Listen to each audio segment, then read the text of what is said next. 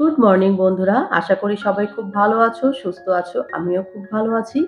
নতুন একটা ভিডিওতে তোমাদের সকলকে জানাই অনেক স্বাগত। একদম সকালবেলা থেকেই ভিডিওটা শুরু করেছি।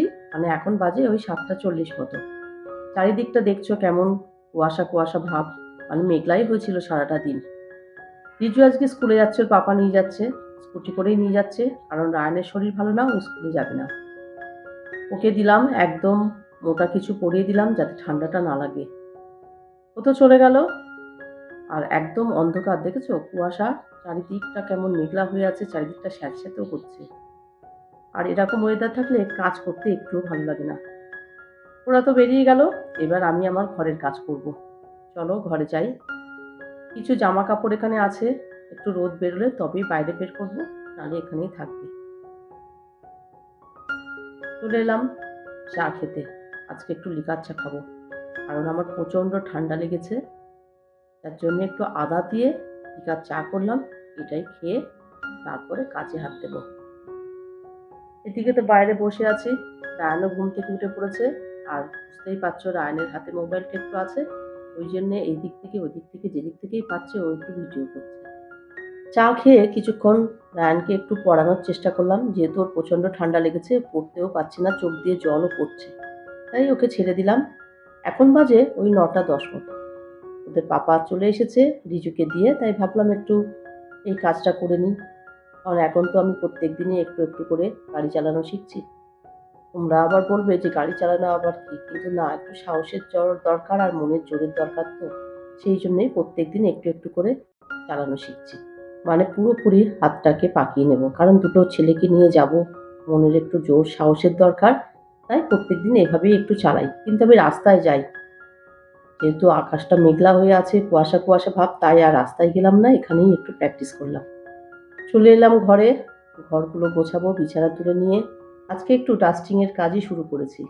মানে সকালবেলা প্রত্যেকদিন তো এইভাবে করা হয় না, একদিন অন্তর বা দুদিন অন্তর আমি এইভাবেই একটু ঝাড়া মোছা করে নিই। তাতে ফার্নিচারগুলো পরিষ্কারও থাকে, দেখতেও ভালো লাগে। কিন্তু কি বলতো, এক এক সময় এমনও হয়ে যায়, ধরো একটা দিন ঘর গোছালাম না, জামা কাপড় পরে আছে, মনে করলাম যে হয়তো আজকে থাক কালকে করব। এরকমও হয়, প্রত্যেকদিন যে ঘর একদম পরিপাটি থাকে সেটা কিন্তু নয়। কিন্তু কি বলতো, সেই দিনই বাড়িতে কেউ না কেউ আসতে থাকে। আর যেদিন ঘরটা সুন্দর করে গোছানো থাকবে, তখন কিন্তু কারোর আনাগোনা থাকে না। এটা আমি খুব ভালো করে লক্ষ্য করেছি, কারণ আমার সঙ্গে রিসেন্টলি দুবার ঘটে গেল। ঘরগুলো অগোছালো হয়ে আছে, হঠাৎ বিকেলবেলা কিছু গেস্ট চলে এলো। এইগুলোই হয়, কিন্তু তোমাদের সঙ্গে এরকম হয়?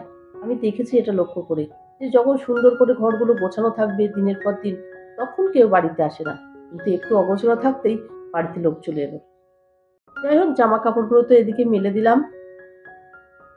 একটু রোদের মুখ দেখা দিয়েছে, কিন্তু তবুও যেন মেঘের আড়ালে রোদটা ঢেকে আছে। আর এই যে নতুন আলু নিয়ে এসেছে, এগুলো তো ধুয়ে রাখতেই হবে। একটু রোদ বেরোলে ভালো করে রোদে দিয়ে রাখবো। আবারও এই ঘরের বিছানাটা ঝেড়ে ঘরগুলো ঝাড় দিয়ে নিয়েছিলাম, কিন্তু সেগুলো আর তোমাদের সঙ্গে শেয়ার করলাম না। চলে গেলাম রান্নাঘরে। অনেকটাই বেলা হয়ে গেছে, গতকালকে রাত্রের মাজা বাসনগুলো এবার জায়গায় রেখে নেব। রান্না করার সময় যদি সিঙ্ক ফাঁকা না থাকে বা বাসনপত্র জায়গায় না থাকে না, খুব অসুবিধা হয়ে যায়। রান্নাঘরে প্রত্যেকটা জিনিস পরিপাটি করে সুন্দর করে সাজানো গোছানো থাকলে, আর হাতের কাছে যদি পাওয়া যায়, তাহলে রান্না করতেও অসুবিধা হয় না, আর রান্নাও কিন্তু খুব তাড়াতাড়ি হয়ে যায়। এক একদিন তো এমন দেরি হয়ে যায় যে রান্নাঘর না গুছিয়েই রান্না বান্না করতে শুরু করে দেই। কিন্তু কি বলতো, কিন্তু আমাদের মতন গৃহবধূদের রান্নাঘরেই কিন্তু দিনের অর্ধেকটা সময় কেটে যায়। তাই রান্নাঘরটা পরিষ্কার পরিচ্ছন্ন থাকলে দেখতেও ভালো লাগে, মনে শান্তিও লাগে। আর রান্নাঘরে কিছু কিছু জিনিস যদি এইভাবে সবসময় পরিষ্কার করে রাখা যায়, আর কিছু কাজ যদি এইভাবে করা যায়, তাহলে রান্নাঘর থাকবে পরিষ্কার পরিচ্ছন্ন, দেখতেও ভালো লাগবে। চলো, তোমাদের সঙ্গে কথা বলতে বলতে কিন্তু এই র্যাকটাও গুছিয়ে নিয়েছি। আরও কিছু কাজ আছে, সেগুলোও করব, তোমরা দেখতেও পাবে। আসলে কি বলতো, এই রান্নাঘরটা কিন্তু আমার খুব শখের জায়গা, তাই যতটা পারি সুন্দর করে সাজিয়ে গুছিয়ে রাখতে।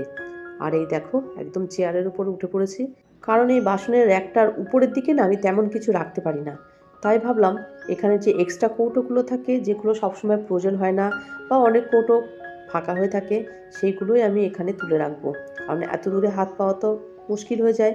তাই যেগুলো দরকার লাগে না সবসময়, সেগুলোই এখানে সাজিয়ে গুছিয়ে রাখবো। তাহলে যখন যেটা প্রয়োজন হবে এখান থেকে নামিয়ে নিতে পারবো। আজকে তো সকালবেলা ঘরের সঙ্গে সঙ্গে রান্নাঘরটাও একদম সুন্দর করে গুছিয়ে নিয়েছি। এবার তো রান্না করতে হবে, অনেকটা বেলা হয়ে গেছে। এবার রান্না বান্না শুরু করে দিই। আজকেও নিরামিষের উপর দিয়েই রান্না করব। বিশেষ কিছু রান্না বান্না তেমন নেই। করব হচ্ছে মুগ ডাল। আজকে ভেজ ডাল করবো না, শুধুই মুগ ডালটা করব। আর কি কি করব সেগুলো তো তোমরা দেখতেই পাবে। রান্না তো এদিকে শুরু করে দিয়েছি, রান্না বান্না চলতে থাক। এবার আমার সকল বন্ধুদেরকে জানাই অসংখ্য ধন্যবাদ, কারণ তোমরা এতক্ষণ ধৈর্য ধরে আমার ভিডিওটা দেখেছো। আর ভিডিওর যদি কোনো অংশে তোমাদের একটু ভালো লেগে থাকে তাহলে একটা লাইক করে দিও। আর ভিডিওটা ছেড়ে যাওয়ার আগে যদি সাবস্ক্রাইব করা না থাকে প্লিজ একটা সাবস্ক্রাইব করে দিও। আর নতুন বন্ধু হলে অবশ্যই সাবস্ক্রাইব করে আমার চ্যানেলটিকে এগিয়ে নিয়ে যাওয়ার জন্য সাহায্য করো। তোমাদের ভালোবাসা পেলে আমি নিত্য নতুন ভিডিও করার উৎসাহটাও পেয়ে যাই। আর তার সঙ্গে যদি তোমরা আমাকে নানান ধরনের কমেন্ট করো তাহলে মনে হয় আমি একদম তোমাদের কাছে চলে গেছি। তাই তোমরা আমাকে বেশি বেশি কমেন্ট করো, আমাকে এগিয়ে যাওয়ার জন্য সাহায্য করো। কারণ তোমরা যত বেশি করে ভিডিও দেখবে, যত বেশি বেশি কমেন্ট করবে, ততই ভিডিও করার উৎসাহটা আমার বাড়বে। আর তোমাদের সামনে নিত্য নতুন ভিডিও নিয়ে আমি চলে আসতে পারবো। এদিকে তো ভাতটা বসিয়ে দিচ্ছি। ভাতের মধ্যে দিয়ে দেবো একটা আলু সিদ্ধ। যেহেতু রাহানের শরীরটা ভালো নেই, ও কিছুই খেতে পারছে না, ঘি আলু ভাতে দিয়েই ভাত খাবে। তাই ভাতের মধ্যে একটা আলু সিদ্ধ দিয়ে দিয়েছি। এদিকে রান্নারও সমস্ত জোগাড় করে নিয়েছি। রান্নাবান্না তো শুরু হয়েই গেছে।